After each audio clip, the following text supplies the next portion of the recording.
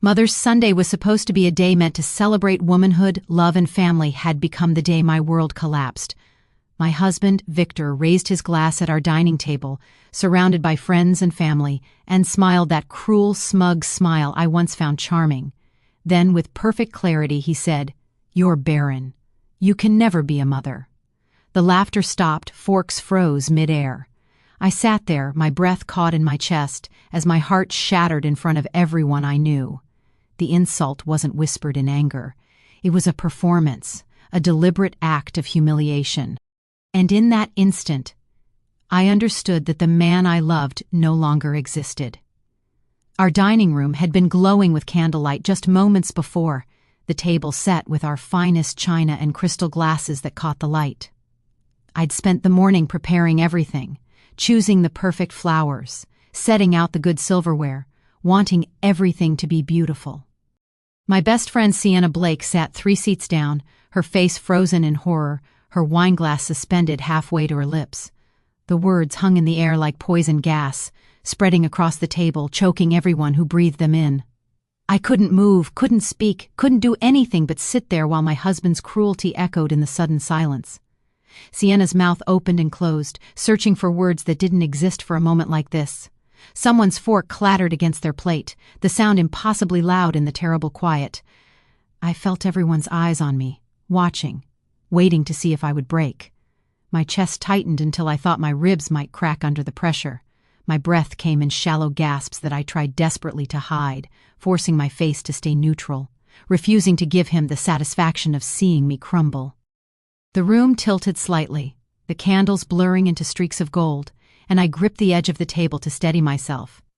Victor stood there, still holding his glass, watching me with those cold eyes that used to look at me with warmth. I wanted to scream, to throw something, to demand he take it back, but my voice had disappeared along with my dignity.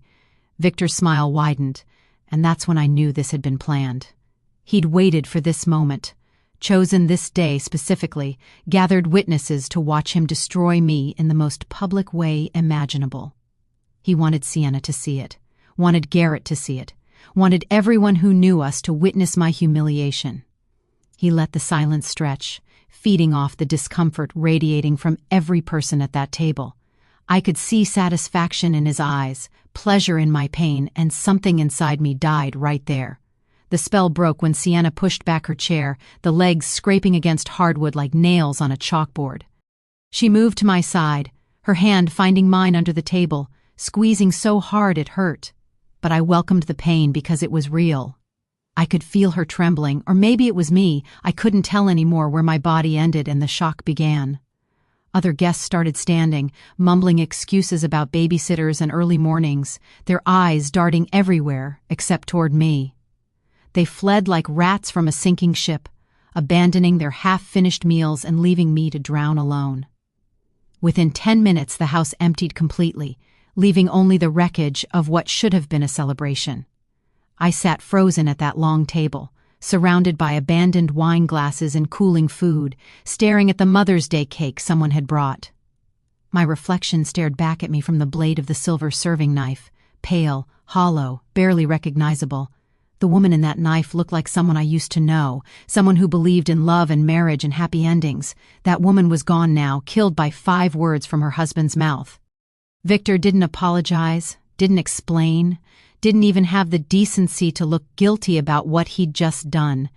He simply walked to the bar cart, poured himself a generous scotch, and dropped into his leather chair in front of the television. The sound of a basketball game filled the house, the announcer's excited voice obscene against the ruins of our marriage. I watched him from the dining room, this man who had just eviscerated me in front of everyone we knew, and he acted like nothing had happened. My pain was background noise, less important than whatever game was playing on the screen. I don't remember walking to our bedroom, but I found myself there eventually, still wearing the dress I'd chosen so carefully that morning. I climbed into bed fully clothed and pulled the covers over my head, hiding like a wounded animal seeking shelter. Tears came then, hot and endless, soaking into the silk pillowcase as I cried with my face buried in the fabric. My chest heaved with silent sobs, my hands clutching the sheets, my whole body shaking with the force of everything I'd been holding back. I tasted salt and betrayal on my lips, felt my heart breaking into smaller and smaller pieces. But even as the tears blurred my vision and grief consumed me, something else was happening beneath the pain. A seed, small, hard, impossibly stubborn, began to take root in the wreckage of my shattered heart. It whispered things I wasn't ready to hear yet, promised revenge I didn't dare imagine, planted itself deep in the fertile soil of my humiliation. I didn't know it then, lying there in the dark with my mascara running and my world destroyed, but that tiny seed of resolve would grow into something Victor never saw coming. That seed would become the beginning of his end. The house felt wrong after that night. Too quiet, too big. Every room held his voice, those 5 words bouncing off walls I'd once loved. I'd be standing at the kitchen sink, hands in soapy water, and suddenly I'd hear it again. "You're barren, and you can never be a mother." The coffee mug I'd been washing would slip from my fingers, shattering against the porcelain, and I'd stare at the pieces scattered across white tile like broken promises. Sleep became impossible. I'd lie in bed beside Victor, feeling the heat from his body, listening to his steady breathing, and wonder who this stranger was. 3 in the morning, 4 in the morning, 5. The numbers on the clock glowed green in the darkness, while his words played on repeat in my skull. I'd close my eyes and see his face at that table, that smug smile, the way he'd raised his glass like he was toasting my destruction. My chest would tighten until I couldn't breathe, and I'd slip out of bed to stand by the window, watching the empty street below. My phone lit up constantly, texts from people who'd been at the dinner, each message more carefully worded than the last. "Thinking of you. Here if you need anything. Coffee this week?" I couldn't face them, couldn't stomach the pity in their voices, the careful way they'd dance around what Victor had done. I stopped answering, stopped checking, let the messages pile up unread while I moved through the house like smoke, barely there, barely real. Sienna showed up on Thursday with 2 lattes and a determination that made her unstoppable. She let herself in, found me on the couch in the same clothes I'd worn the day before, and sat down without asking. "You look like hell," she said, not unkindly. I tried to smile, tried to form words that would make sense, but my mouth wouldn't cooperate. She wrapped her arms around me and I felt nothing, no comfort, no relief, just the strange numbness that had replaced every other feeling. Victor acted like nothing had happened. He whistled in the shower, hummed while tying his tie, moved through our home with the easy confidence of someone who'd gotten exactly what he wanted. No apology came, no explanation, no acknowledgement that he'd gutted me in front of everyone we knew. He poured his morning coffee, kissed my forehead out of habit, and headed to work like it was just another Tuesday. I stood frozen in the kitchen, coffee pot in hand, wondering if I'd imagined our entire marriage. But then I started noticing things, small things, the way he checked his phone constantly, angling the screen away from me, the new cologne that smelled like someone else had chosen it. He came home at 8, then 9, then 10 at night, his excuses vague and contradictory. Dinner with clients, emergency at the office, drinks with Garrett.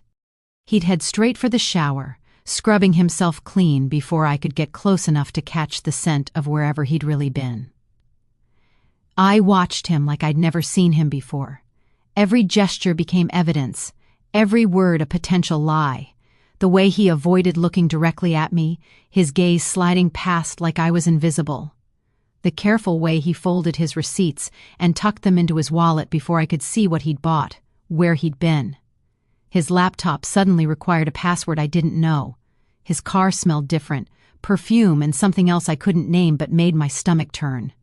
The grief started hardening into something else, something colder and sharper. I stopped crying into my pillow at night and started cataloging instead. 9:45. He arrives home, goes straight upstairs, shower runs for 15 minutes, 10:30. Phone buzzes on the nightstand. He takes it into the bathroom. Emerges 5 minutes later, freshly shaved cologne reapplied. My mind cleared, the fog of shock burning away to reveal patterns I'd been too trusting to see before. I bought a journal from the drugstore on 5th Street. Plain black leather with unlined pages. That night, After Victor fell asleep, I sat at the kitchen table and began writing. Every late night, every shower immediately upon arriving home, every call he took outside, every excuse that didn't quite add up. The pen moved across the paper like it had been waiting for this, filling page after page with truth I'd been too afraid to acknowledge. My handwriting grew steadier with each entry, my thoughts clearer, sharper, more focused. Later, I stood in the hallway staring at our wedding photo, the one we'd hung there 7 years ago when everything felt possible. We looked so young, so stupidly, blindly happy. Victor's arm wrapped around my waist, my head tilted against his shoulder, both of us grinning at a future we thought we controlled. I reached out and touched the glass, my finger tracing his face, this man who'd become a stranger. "I don't know you anymore," I whispered to the empty house. The photo stared back, silent and accusatory, a monument to every lie I'd believed. Betrayal has a scent. It smells like roses and lies, champagne and deceit. Victor came home at 10:30 on a Tuesday, his collar marked with lipstick that wasn't my shade. I watched him from the kitchen doorway as he loosened his tie, humming something low and satisfied. The air around him carried perfume, something floral and expensive, something I'd never worn in my life. He didn't even try to hide it anymore, didn't bother with excuses that made sense, just walked past me like I was furniture. His phone became his most treasured possession. He'd laugh at texts he angled away from view, his face lighting up in ways it hadn't for me in months. I'd walk into a room and he'd slip the phone into his pocket, the screen going dark before I could see who made him smile like that.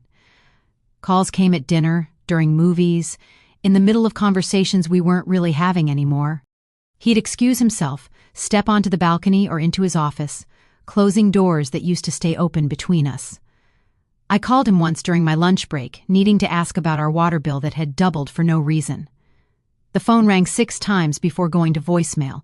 I tried again an hour later. Voicemail. Again at 3. Voicemail. That night he came home and said nothing about the missed calls, didn't apologize or explain, just poured himself a scotch and turned on the news. I sat across from him, watching him watch the television, and realized I'd become invisible in my own marriage. The receipt fell out of his jacket pocket on a Thursday afternoon. I'd been gathering laundry, going through pockets out of habit before the wash, when my fingers brushed against folded paper. The Grandview Hotel. Dinner for 2. 1 bottle of Dom Perignon, $300. Chocolate-covered strawberries delivered to room execution context.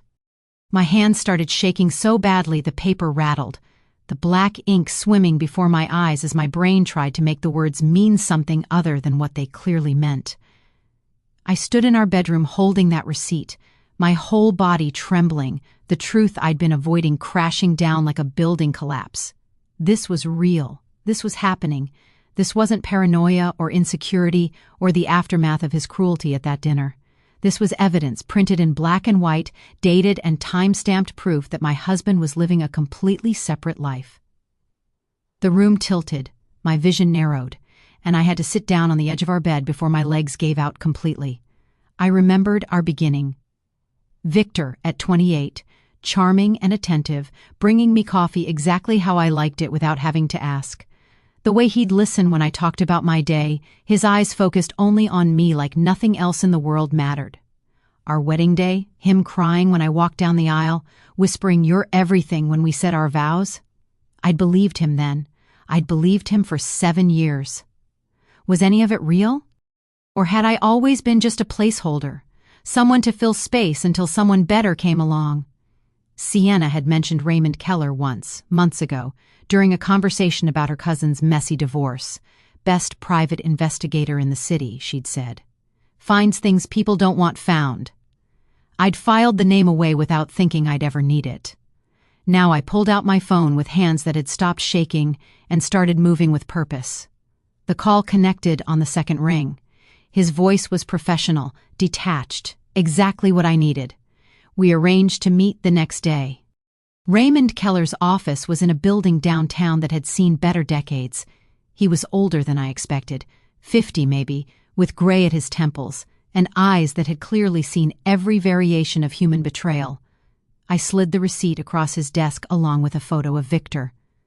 I need to know everything, I said, my voice steadier than I felt. Where he goes, who he's with, how long it's been happening. Raymond nodded, asked questions I answered mechanically, and quoted me a price that seemed reasonable for destroying my illusions. Most people hope I won't find anything, Raymond said as I wrote the check, his tone neutral and kind. You don't seem like most people. I met his eyes and felt something click into place inside my chest, some final piece of grief transforming into something harder and more useful. I already know what you'll find, I told him. I just need proof. He tucked my check into his desk drawer and promised me answers within a week. I walked out of that building feeling lighter than I had in weeks. Bieber. That night, Victor came home smelling like roses again. He kissed my cheek, a habit, nothing more, and headed upstairs to shower. I stayed in the kitchen, the receipt pressed flat against the counter under my palm, and felt something settle over me like armor. I wasn't going to cry anymore. I wasn't going to beg him to love me or choose me or remember who we used to be. I wasn't going to confront him or give him a chance to lie his way out of this. I was going to be patient. I was going to be smart. I was going to win. Raymond Keller called me 6 days later. We need to meet, he said, his voice carefully neutral in a way that told me everything I needed to know. We met at a coffee shop 3 neighborhoods away from anywhere Victor might go, tucked into a corner booth where no one would overhear. Raymond slid a manila envelope across the table, thick with contents I both dreaded and desperately needed. I'm sorry, he said quietly. I opened the envelope with steady hands and watched my marriage end in a series of 8x10 glossy photographs. Victor with a woman. Young, blonde, beautiful in the way that comes from youth and confidence rather than effort. They were leaving a restaurant, his hand on the small of her back. Another photo, them laughing on a park bench, her head thrown back, his eyes fixed on her face. Another, his hand on her stomach, cradling a swell I recognized even through fabric. She was pregnant. Visibly, undeniably pregnant. I flipped through the photos methodically, absorbing every detail. Her name is Emily Harlow, Raymond said. They've been seeing each other for at least 8 months. Aburka 8 months. The timeline crashed through my brain like a train derailing in slow motion. 8 months ago was January, our anniversary dinner where he'd been distant and checked his phone constantly. 8 months ago I'd asked him what was wrong and he'd said work stress, and I'd believed him. 8 months. The baby would be due soon. He'd been building a whole life with her while destroying mine, brick by careful brick. My hands shook as I set the photos down, rage and grief colliding so violently I thought I might throw up right there in the coffee shop. I called Diane Rothwell from my car, my divorce attorney and one of the sharpest legal minds I'd ever met. I need to see you, I said, my voice cracking on the last word. Today, if possible. She heard something in my tone that made her cancel her afternoon and tell me to come immediately. An hour later, I sat in her pristine office overlooking the city, the photos spread across her mahogany desk like evidence at a crime scene. Diane picked up each one, her expression darkening, her jaw tightening with professional fury. Do you remember your prenuptial agreement? Diane asked, already pulling a file from her cabinet. I'd signed it 7 years ago, Victor insisting we needed to protect his company, promising me it was just paperwork that would never matter. Diane flipped to page 7 and pointed to clause 4B with a perfectly manicured nail. Infidelity clause, she said. Any proven extramarital affair results in immediate forfeiture of all marital assets to the faithful spouse, including his company. I stared at the words, reading them 3 times before they penetrated. Everything? I whispered. Diane's smile was sharp as broken glass. Everything. The numbers were staggering. Victor Industries worth approximately $42 million. Our properties, investments, liquid assets adding up to another $18 million. The prenup was ironclad, drafted by the best attorneys his money could buy, designed to protect him from a scheming wife. He'd never imagined he'd be the one caught cheating. He'd been so confident, so arrogant, so certain of his own superiority that he'd signed away his entire empire in elegant cursive 7 years ago. The irony tasted sweet and bitter on my tongue. Are you sure you want to do this? Diane asked, leaning back in her chair, her eyes searching my face. Once we start, there's no going back. This will destroy him completely. His wealth, his company, his reputation, all of it gone. I thought about Mother's Sunday, about your barren, about 8 months of lies and a pregnant mistress, and the way he'd hummed while walking past me last night. I met Diane's eyes and felt something cold and certain settle into my bones. I've never been more sure of anything in my life. Diane made calls while I sat there, her voice crisp and efficient, as she set things in motion. By the time I left her office 2 hours later, we had a plan. Document everything, prepare the paperwork, line up every legal weapon we'd need. She connected me with Tobias Whitman, a financial advisor who specialized in protecting assets during high-stakes divorces. He's the best, Diane promised. He'll make sure every penny is accounted for and every legal avenue is closed before Victor even knows what's happening. Tobias Whitman's office was all glass and chrome, modern and cold as his reputation. He was younger than I expected, maybe 40, with calculating eyes that assessed me in seconds. I laid out everything, the photos, the timeline, the prenup. He listened without interrupting, taking notes on a tablet, asking sharp questions that cut to the heart of every financial complexity. "We'll need to move carefully," he said, "transfer assets according to the prenup triggers without alerting him. It'll take precision and perfect timing." I nodded. Precision I could do.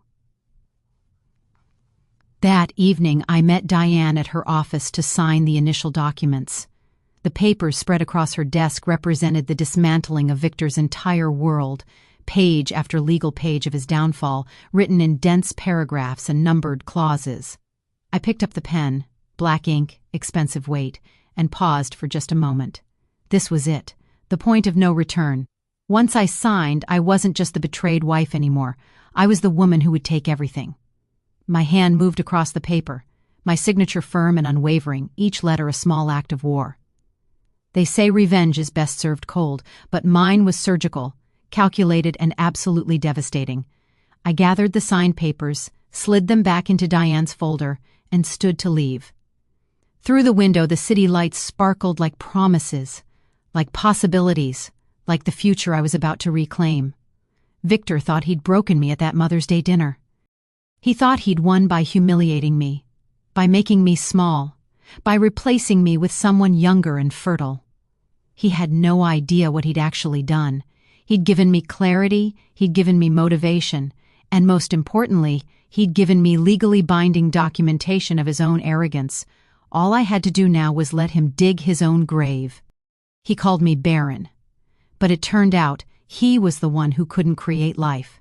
The weeks after signing those papers became a careful dance of secrets and strategy. Every meeting another brick in the fortress I was building around Victor's destruction. Diane Rothwell's office became my second home. Her conference room table covered with documents that told the story of my husband's betrayal in brutal legal detail. Tobias Whitman joined us twice a week, his laptop open, his fingers flying across spreadsheets that tracked every dollar Victor thought was safely his. Raymond Keller delivered updates like clockwork, each envelope thicker than the last.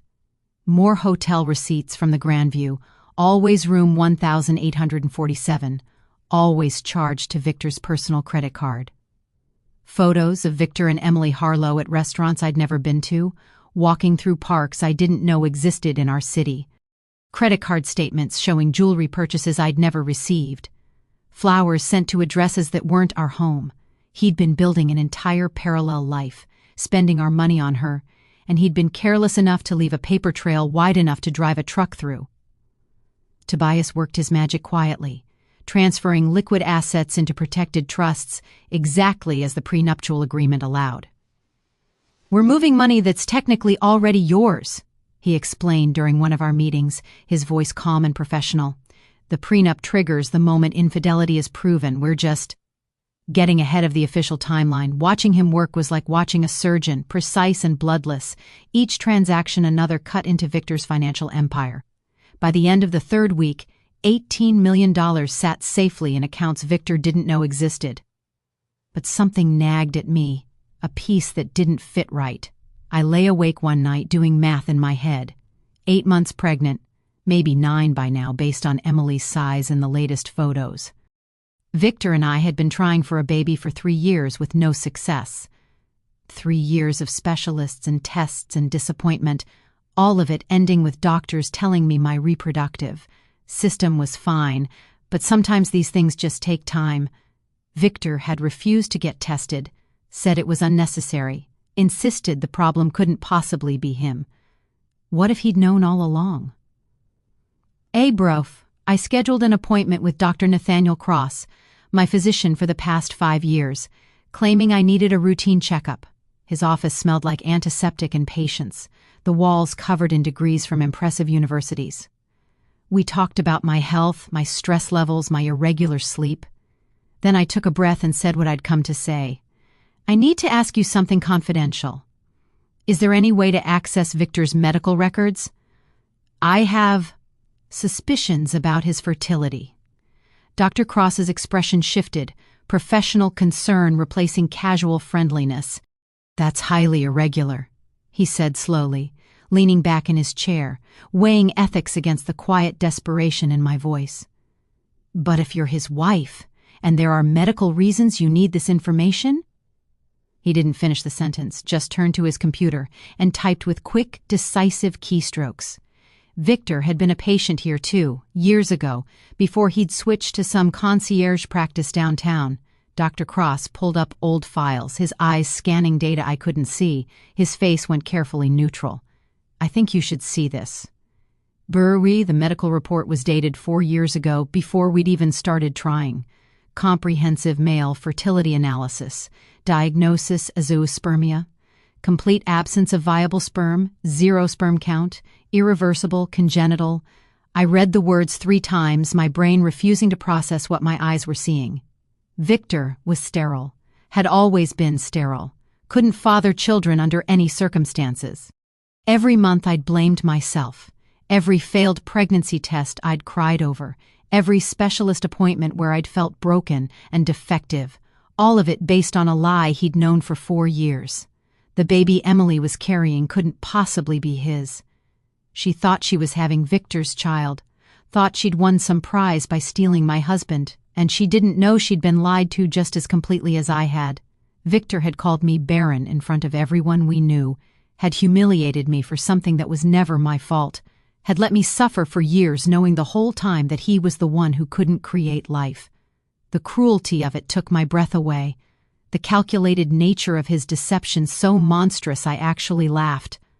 I sat in my car in Dr. Cross's parking lot, gripping the medical report so hard the paper crumpled, laughing and crying at the same time. The sound coming out of me was unhinged, bordering on hysterical, but I couldn't stop. He'd called me barren. He'd made it my failure, my inadequacy, my shame. And the whole time, the whole goddamn time, he'd been shooting blanks. Emily's baby belonged to someone else. Maybe she knew, maybe she didn't. But either way, Victor's fantasy of playing father to another man's child was about to explode spectacularly in his face. Brew. My phone rang. Sienna's name flashed on the screen. I answered, my voice still shaky with laughter that had turned dark and bitter. You sound insane, she said immediately. What happened? I told her everything. The prenup, the infidelity clause, the $18 million already moved, Raymond's photos, and finally, the medical report that proved Victor was the barren one. Sienna went silent for a long moment. Oh my God, she whispered. Amelia. This is nuclear, I smiled at my reflection in the rearview mirror. I know. That night I drove to the waterfront and parked overlooking the city, the skyline glittering with lights that looked like promises. The medical report sat on the passenger seat next to the prenup, next to Raymond's photos, next to Tobias's financial statements. I had all the pieces now. Every document I needed, every proof required, every legal weapon sharpened and ready. The question wasn't if I would destroy Victor anymore. The question was when, how, in what way that would hurt him most. I watched the city breathe and glow beneath me and felt something cold and certain settle into my bones. I had all the pieces. Now I just needed the perfect moment. He thought he was inviting his mistress to humiliate me. He had no idea he was walking into his own execution. Victor came home on Friday evening humming that same satisfied tune he'd been carrying lately, smelling of roses and wine and another woman's perfume. His face was flushed, his eyes bright, and he practically bounced into the kitchen where I was pretending to read a magazine. "I have a surprise for you," he announced, pouring himself a scotch with hands that trembled slightly with excitement. My stomach dropped, but I kept my face perfectly neutral. "I'm inviting someone to dinner," he continued, watching me for a reaction, clearly expecting shock or tears or rage. "Next Friday, someone I want you to meet." The cruelty of it was breathtaking. He was going to parade his pregnant mistress through our home, force me to sit across from the woman carrying another man's child while he pretended to play happy family. This was his next performance, his next public humiliation, and he thought I'd be powerless to stop it. I set down my magazine and met his eyes. "Of course," I said softly. "I'll prepare something special." Victor blinked, clearly surprised by my calm acceptance. He'd expected a fight, wanted a fight, needed me to give him an excuse to call me hysterical or unreasonable. My quiet agreement threw him off balance. "You're okay with this?" he asked, suspicion creeping into his voice. I smiled, the expression feeling foreign on my face after weeks of grief and rage. "You're my husband," I said. "Your friends are always welcome in our home." The lie tasted sweet on my tongue. He studied me for a long moment, then nodded, his smug smile returning. He thought I'd given up, resigned myself to whatever humiliation he had planned.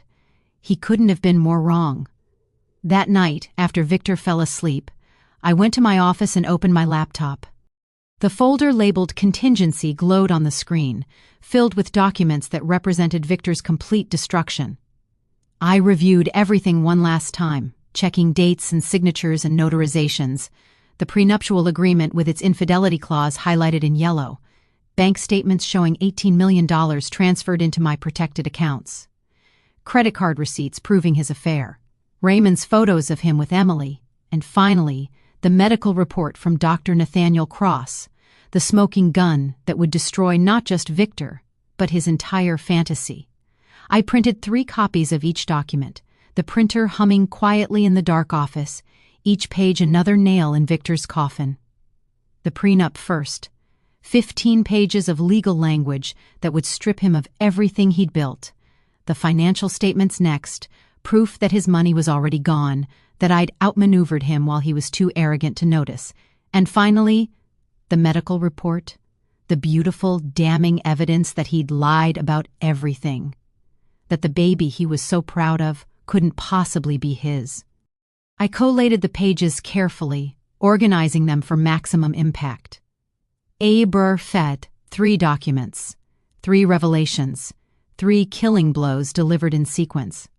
I slid them into a crisp white envelope, the kind you use for formal invitations or important announcements. My hands were steady as I sealed it. No trembling, no hesitation, just cold certainty. This envelope held Victor's apocalypse, and I would hand it to him with a smile. I labeled it in neat handwriting for Victor. Then I placed it in my purse, where it would wait for exactly the right moment. Friday arrived with agonizing slowness. I spent the week planning the dinner with meticulous care, choosing a menu Victor loved, selecting wine he'd appreciate, setting everything up to be perfect. Not because I wanted to please him, but because the more normal everything appeared, the more devastating the reveal would be. I went to the market, bought fresh flowers, pulled out our best china, let him think I was playing the dutiful wife one last time, let him relax into his arrogance. The higher he climbed, the farther he'd fall. The afternoon of the dinner, I opened my closet and pulled out the red dress, the one Victor had bought me 3 years ago for our anniversary. "You look powerful in red," he'd said, kissing my neck, his hands on my waist. I'd worn it twice before retiring it to the back of the closet, too bold for my usual style. But tonight wasn't about my usual style. Tonight was about war. I slipped into the dress, zipped it up, and turned to face my reflection. The woman staring back looked dangerous, certain, ready. I stood in front of the mirror practicing my expressions.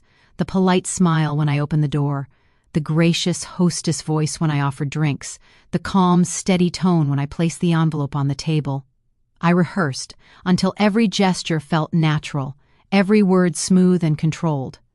Victor thought he was directing this performance, but he'd only written the first act. The finale belonged to me. I applied lipstick the color of blood and smiled at my reflection. Let the performance begin. That evening I set the table with our best crystal and silverware, arranged the flowers in the center, lit candles that smelled of lavender and vanilla. The dining room looked elegant, romantic even, like a scene from a magazine about perfect marriages. Victor came downstairs in a new suit, his cologne expensive and unfamiliar. He surveyed my work and nodded approvingly. Beautiful, he said, meaning the table, not me. He checked his watch, checked his phone, paced nervously. He wanted this to go well, wanted his mistress to see what he was walking away from, wanted to showcase his power over both of us. The doorbell rang at exactly 7. Victor moved toward it, but I was faster, my hand on the knob before he could stop me. I took a breath, felt the envelope's weight in my purse on the side table, and pulled open the door. Emily Harlow stood on my doorstep, visibly pregnant, wearing a cream dress that showed off her belly, her hand intertwined with Victor's when he reached her. She was younger than me, prettier in that fresh, unmarked way of someone who hasn't lived through betrayal yet. "You must be Amelia," she said, her voice sweet and confident. I smiled, the expression genuine because I knew something she didn't. "Come in," I said warmly. "Dinner is ready." I watched them play house at my table, and all I could think was, enjoy it while it lasts. Emily Harlow stood on my doorstep glowing with pregnancy and confidence, her hand resting protectively on her belly, her smile bright and victorious. She thought she'd won. She thought standing here with Victor, visibly carrying what she believed was his child, made her the victor in some competition I didn't know we were having. "Thank you for having me," she said, her voice sweet and genuine, completely unaware she was walking into an execution. I stepped aside, my smile warm and welcoming. "Please come in." The dining room looked perfect, crystal glasses catching candlelight, silverware polished to mirrors, lavender-scented candles filling the air with false serenity. I'd spent hours making everything flawless, every detail calculated to create the illusion of normalcy. Victor led Emily to her chair, pulling it out for her with exaggerated care, his hand lingering on her shoulder. She settled in with a soft sigh, one hand still on her belly, and looked around our home with undisguised curiosity. "Your house is beautiful," she said to me. "Victor talks about it all the time." I poured water into her glass, my movements fluid and practiced. "Does he?" Dinner began with small talk that felt like walking through a minefield. Emily asked about my work, complimented the flowers, admired the china with genuine appreciation. She was younger than I'd expected from Raymond's photos, maybe 26 or 27, with clear skin and bright eyes unmarked by the kind of betrayal that leaves permanent shadows. Victor watched us both, his expression caught between nervousness and satisfaction, like a man who'd set up an experiment and was waiting to see if it would explode. I served the first course, a soup I'd made from scratch, and listened to them talk. Then Emily started talking about the baby, and she couldn't seem to stop. "We're due in 6 weeks," she said, her face lighting up with the kind of joy that comes from believing in fairy tales. "It's a boy. We're naming him Alexander, after Victor's father." Victor beamed, his chest puffing with pride, his hand reaching across the table to cover hers. She talked about the nursery they were decorating, the colors they'd chosen, the tiny clothes she'd already bought. Every word was a knife she didn't know she was twisting, every detail another layer of the fantasy Victor had built on lies. I poured wine for Victor, sparkling water for Emily, playing the perfect hostess while my mind ticked through the timing. "Not yet. Let them get comfortable. Let them think this is going exactly as Victor planned." I nodded at appropriate moments, asked polite questions, kept my face serene and pleasant. Inside I felt nothing, no jealousy, no pain, no rage. Just a cold, patient anticipation, like a hunter watching prey wander closer to the trap. Emily laughed at something Victor said, her whole face transforming with happiness, and I thought, you have no idea what's coming. Victor held Emily's hand across my table, his thumb stroking her knuckles in a gesture I remembered from our early years. His arrogance filled the room like smoke, thick and suffocating, his eyes occasionally flicking to me to gauge my reaction. He wanted me hurt, wanted me diminished, wanted to prove he'd upgraded to something better. Emily leaned into him, comfortable and trusting, and I realized she genuinely believed he loved her. She didn't know she was just another performance, another prop in Victor's theater of cruelty. Poor thing, she'd learn soon enough. The main course passed in a blur of conversation I barely tracked. Emily talked about baby showers and maternity leave, about how supportive Victor had been, about their plans for the future. Victor interjected with proud comments about being a father, his voice rich with anticipation for a role he could never actually fulfill. I cleared plates, brought dessert, refilled glasses, all while the white envelope waited in my purse like a loaded gun. The lavender candles flickered, their scent masking the violence about to unfold, the calm elegance of the room a perfect contrast to what was coming. Emily excused herself to use the bathroom, her hand on the small of her back as she stood, her movements slow and careful with the weight of late pregnancy.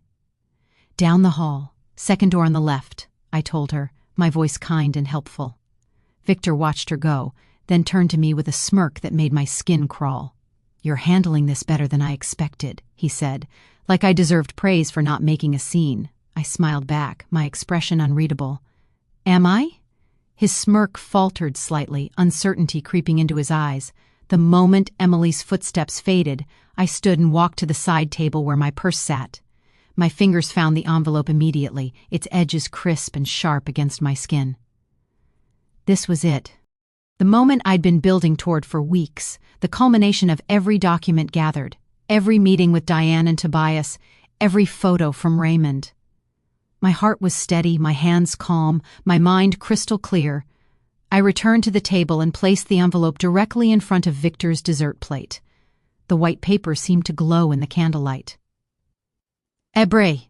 "What's this?" Victor asked, picking it up with casual curiosity, already smiling like he expected some kind of surrender.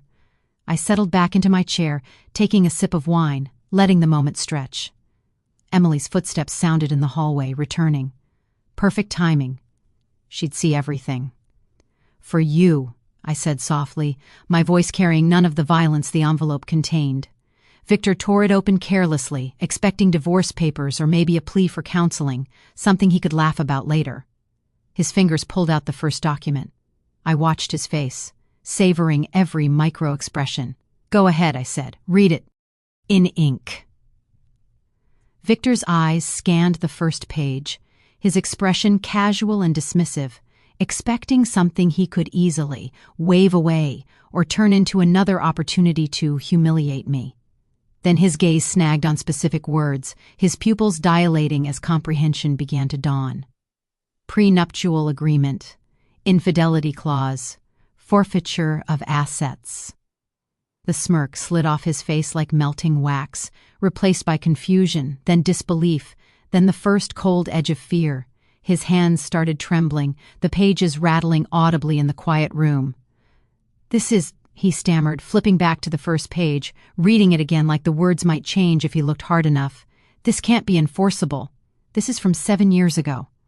I leaned back in my chair, swirling the wine in my glass, watching the red liquid catch the candlelight. "Read Clause 4B, I suggested helpfully. "The one about infidelity. The one you signed without reading because you were so certain you'd never be the one caught cheating." Emily returned from the bathroom, sensing the tension immediately, her smile fading as she looked between us. Victor's finger found the clause, his lips moving silently as he read words that were destroying him in real time. Any proven extramarital affair results in immediate forfeiture of all marital assets to the faithful spouse. His face went from pink to white, color draining like someone had opened a valve. "You wouldn't dare enforce this," he said, his voice cracking, desperately searching my face for signs I was bluffing. I took another sip of wine, savoring the taste, the moment, the absolute certainty in my chest. "I already have."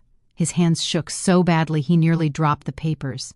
He flipped to the next document, his eyes widening as he realized there was more. "Bank confirmation. Transfer complete. $18,450,912. Moved from Victor Industries accounts to Amelia Sterling Trust, as per prenuptial agreement clause 4B. The date stamp was 3 weeks old. 3 weeks I'd been systematically dismantling his empire while he'd been too arrogant and distracted to notice. His mouth opened and closed, no sound coming out, his brain trying to process financial ruin in real time. Emily stepped closer, her confusion turning to alarm. "Victor, what's happening? What is all this?" Her voice rose with each word, panic creeping in at the edges. I turned to her, my expression sympathetic, almost kind. "He hasn't told you about our prenuptial agreement," I explained gently, "the one that transfers all his assets to me if he commits adultery." Which he did, with you. I let that sink in for a moment, watching her face cycle through emotions. It means he's already paid for his betrayal in full. Victor found his voice, though it came out strangled and desperate. "You can't do this. I'll fight it. I'll get lawyers. This is theft." I smiled then, really smiled, and saw him flinch. "My lawyer is Diane Rothwell, the best divorce attorney in the state." "Your lawyer? Well, you can't afford one anymore, can you? All your liquid assets are in my accounts. Your company is being transferred to my name as we speak. The house, the cars, the investments, all of it mine. Legally. Signed by you 7 years ago." His face crumbled, reality crushing him under its weight. "Avery, but I wasn't done. There was one more document, the pièce de résistance, the revelation that would destroy not just his finances but his entire fantasy." Victor's shaking hands pulled out the final page, and I watched his eyes try to make sense of the medical letterhead, the official stamps, the clinical language. Comprehensive male fertility analysis. Patient, Victor Vance. Diagnosis, azoospermia. Complete absence of viable sperm. Irreversible. Congenital. The date was 4 years old. His mouth fell open, the paper slipping from his fingers to land on the table between us. Emily grabbed the medical report, her eyes scanning it with increasing horror. "What is this?" she whispered, her free hand going to her belly protectively. "Victor, what does this mean?" He couldn't answer, couldn't speak, couldn't do anything but stare at the evidence of his own lies laid bare. I answered for him, my voice calm and clear. "It means your boyfriend has been completely sterile for at least 4 years.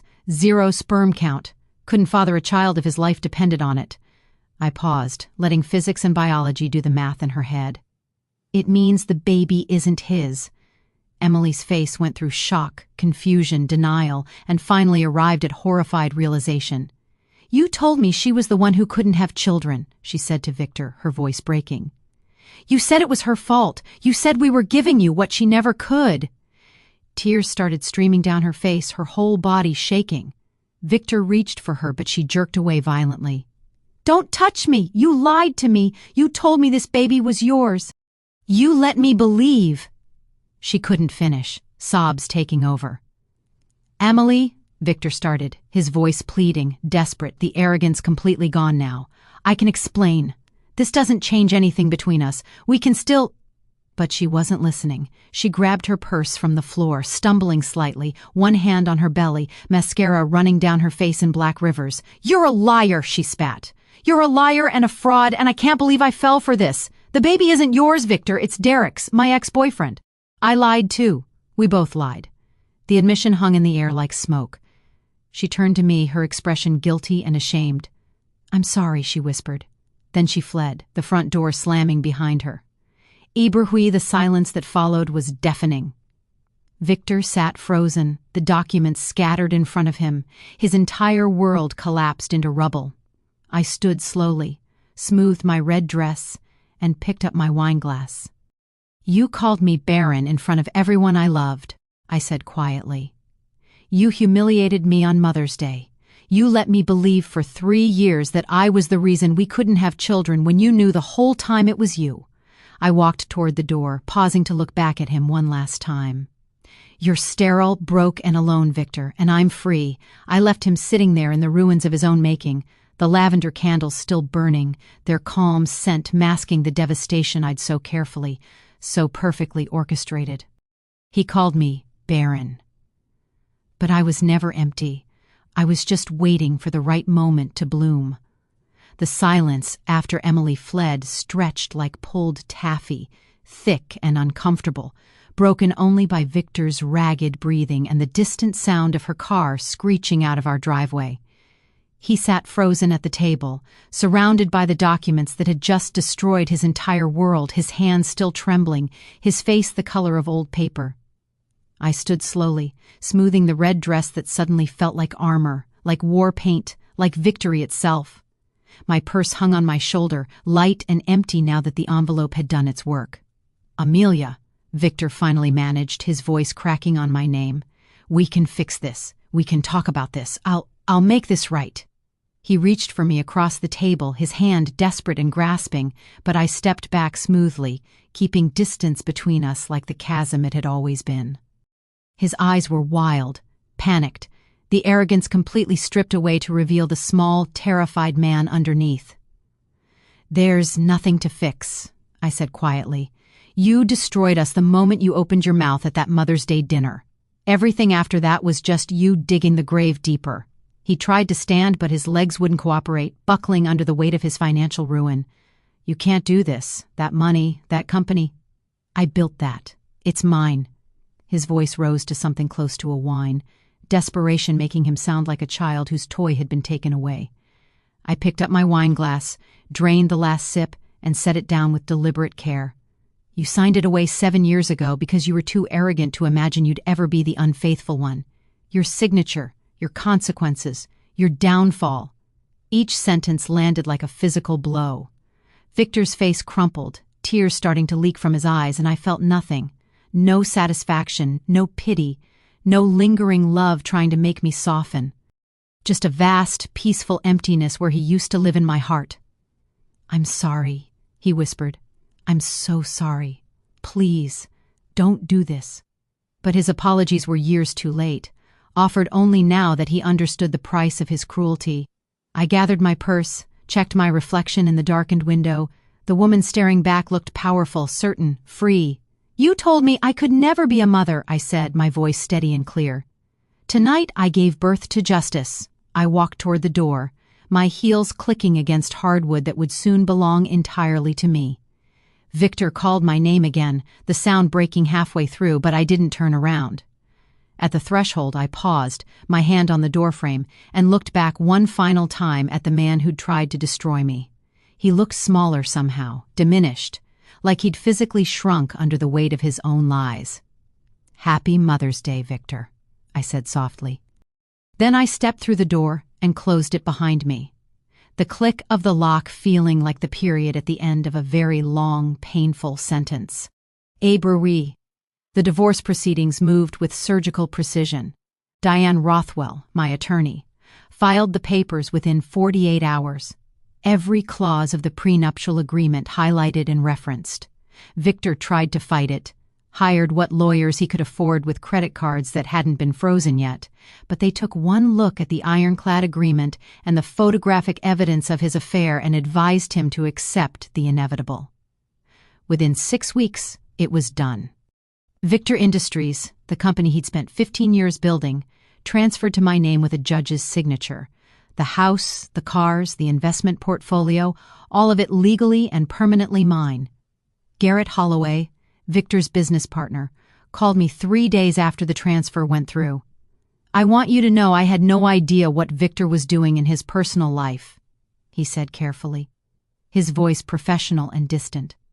"I'd like to discuss the future of the company, if you're open to that conversation." I met him for coffee the following week, and within an hour we'd restructured the partnership with him maintaining his operational role while I held majority ownership.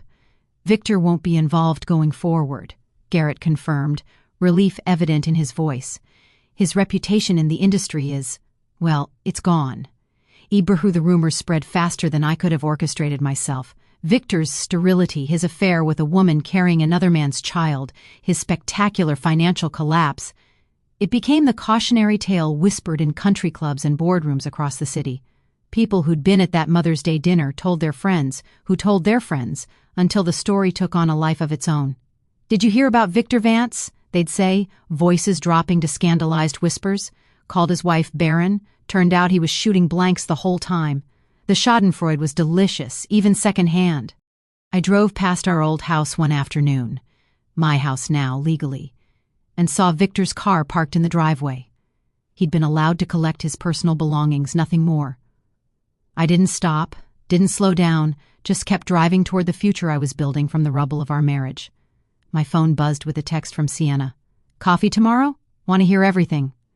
I smiled, typed back a quick yes, and felt something warm spread through my chest.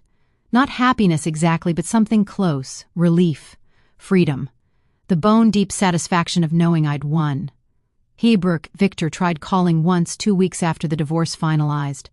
I let it go to voicemail, listened to his rambling, incoherent message about how sorry he was, how he'd made mistakes, how he hoped someday I could forgive him. I deleted it halfway through and blocked his number. Forgiveness was for people who deserved it, who'd earned it through genuine remorse and changed behavior. Victor just wanted absolution without accountability. Forgiveness without consequence. He wanted me to make him feel better about his own choices. I owed him nothing. Not my forgiveness, not my time, not even my anger anymore. His empire fell piece by piece, each collapse more spectacular than the last. The penthouse apartment he'd been renting with money he no longer had, evicted. The luxury car lease, repossessed. His membership at the exclusive athletic club where he'd networked for years, revoked when his checks bounced. I watched from a distance as Victor Vance, who'd once been powerful and wealthy and smugly certain of his superiority, became just another cautionary tale. And I felt nothing but peace. Sometimes justice isn't just about revenge. It's about reclaiming the life that was stolen from you. 6 months after that dinner, I stood on the balcony of my new home, a penthouse overlooking the city, bought with money that had once belonged to the man who'd tried to destroy me. The skyline glittered below like scattered diamonds, each light a promise of possibility, of futures I could now choose freely. The air smelled like jasmine from the rooftop garden I'd planted, like fresh beginnings and second chances. Behind me, through floor-to-ceiling windows, I could see the life I'd built from ashes. The apartment was mine in ways our old house never had been. Every piece of furniture chosen by me, every color reflecting my actual taste rather than Victor's preferences. The walls held art I'd collected, photographs of places I wanted to remember, none of them including him. I'd rebuilt my life piece by piece with the same careful precision I'd used to dismantle his, each decision deliberate and mine alone. Victor Industries, now under my leadership with Garrett Holloway managing operations, had expanded into 3 new markets. My days were full of purpose, of challenges I chose, of victories that belonged only to me. Mark Donovan stepped onto the balcony beside me, carrying 2 glasses of wine, his presence quiet and steady in the way that had drawn me to him over these past months. He was a friend of Sienna's brother, an architect with kind eyes and gentle hands, someone who'd supported me through the aftermath without demanding anything in return. "Beautiful view," he said, handing me a glass. I leaned against his shoulder, comfortable in a way I'd forgotten was possible. "It really is," I agreed, meaning both the city and this moment, this peace, this life I'd clawed back from ruin. The journey here hadn't been simple or clean. There'd been nights I'd cried alone, grieving not Victor, but the years I'd wasted believing his lies. Moments of rage so intense, I'd thrown glasses against walls just to hear them shatter. Days when the weight of betrayal felt too heavy to carry. But Sienna had been there, showing up with coffee and stubbornness, refusing to let me disappear into the pain. Diane Rothwell had guided me through legal complexities with fierce competence. Raymond Keller had provided truth when I'd needed it most. And slowly, carefully, I'd transformed grief into strength. I thought about that Mother's Day dinner sometimes, the way Victor's face had looked when he'd called me barren in front of everyone we knew, the cruelty in his smile, the deliberate performance of my humiliation. It felt like something that had happened to someone else now, a story I'd heard rather than lived through. The woman who'd sat frozen at that table, heart shattering, world collapsing, I barely recognized her anymore. She'd been weak where I was strong, trusting where I was wise, hopeful where I was realistic. She'd died that night, and someone better had been born from her ashes. Sienna visited often, usually bearing wine and stories that made me laugh until my stomach hurt. We'd sit on this same balcony, replaying the night of that final dinner, remembering the look on Victor's face when he'd opened the envelope. "I wish I'd been there," she always said, grinning wickedly. I wish I could have seen him realize he'd destroyed himself. I'd laugh and pour more wine and feel grateful for friends who celebrated my victories as loudly as their own. She'd been right about Raymond Keller, right about fighting back, right about everything. I owed her more than I could ever repay. The business world had its own form of justice. Garrett Holloway and I had transformed Victor Industries into something more ethical, more sustainable, more successful than Victor had ever managed. Our clients appreciated the change in leadership, the transparency and integrity I insisted on. Revenue increased, our reputation improved. And Victor's name, once spoken with respect, became a punchline. "Remember Victor Vance?" people would say at industry conferences. What an idiot. The schadenfreude never got old. His downfall had been spectacular, public, and entirely self-inflicted. I'd simply held up a mirror and let him see what he'd become. A Bursch. I felt no guilt about any of it. Victor had destroyed himself with his own cruelty, his own arrogance, his own inability to see beyond his immediate gratification. I'd simply enforced consequences he'd agreed to years ago, used weapons he'd handed me wrapped in legal documents he'd been too confident to read carefully. Every dollar in my account, every asset in my name, every success I built, all of it legally and rightfully mine. Not stolen, not schemed. Just the natural result of his choices meeting reality. If that made me ruthless, then fine. I'd learned ruthlessness from a master. Mark's arm wrapped around my waist, pulling me closer, and I rested my head against his chest. His heartbeat was steady, reliable, nothing like Victor's volatile moods and casual cruelties. "You seem happy," he said quietly. I considered the word, tested it against my current reality. Happy felt too simple for what I was, but it was part of it. "I'm free," I said finally. "I'm whole. I'm mine again." He kissed the top of my head, understanding in the gesture everything I couldn't quite articulate. This was what love should feel like. Safe, steady, chosen. Not performed or demanded or weaponized. My free hand moved unconsciously to my abdomen, resting there with gentle certainty. The pregnancy test I'd taken last week sat in my bathroom drawer, 2 pink lines that had made me cry with relief and joy and vindication all at once. 12 weeks along. Mark's child, growing inside me, proof that Victor had lied about everything. I wasn't barren. I'd never been barren. My body worked exactly as it should. It just refused to create life with a man who didn't deserve it. The irony was so perfect it felt like poetry. Like the universe itself had written the ending I deserved. I watched the sunrise begin to paint the sky in shades of gold and pink, the city waking beneath us, full of possibility and promise. Somewhere out there, Victor was probably waking up in whatever small apartment he could afford now, facing another day of consequences he'd earned. I felt nothing for him, no lingering love, no residual anger, not even pity, just indifference, which was perhaps the cruelest punishment of all. He'd become irrelevant to my story, a chapter I'd closed and moved past. I wasn't barren. I was just waiting to bloom in the right soil. And now, finally, I had. If this story resonated with you, hit that subscribe button and drop a comment below. Have you ever had to reclaim your power from someone who tried to break you? Share your story. I read every comment. And if you want more revenge stories where justice is served ice cold, check out the playlist linked below. Remember, sometimes the best revenge isn't just getting even, it's getting everything.